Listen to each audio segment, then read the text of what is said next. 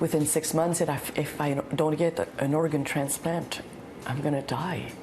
And all of a sudden you realize how life can disappear on you so quickly. 60-year-old Linda Paradis felt not long ago what more than 800 Quebecers on a waiting list for an organ donation might be feeling right now. She knows the feeling of helplessness. Just 2 years ago, she was battling idiopathic pulmonary fibrosis and was deteriorating quickly. Paradis needed a double lung transplant and fast. I had less than 3-4 weeks to live.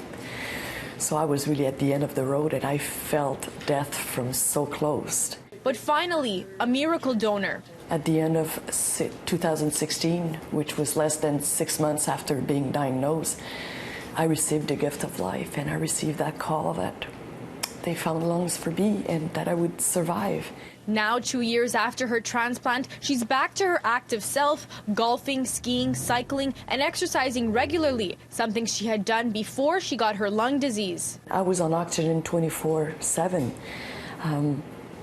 I couldn't take my shower all by myself. I couldn't move anymore, and I'm such an active person.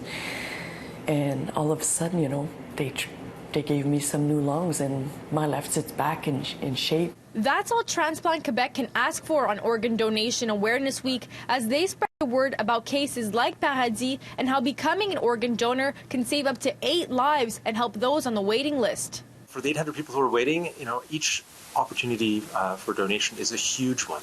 We estimate that there may be a maximum potential in Quebec of between 400 and 450 donors per year.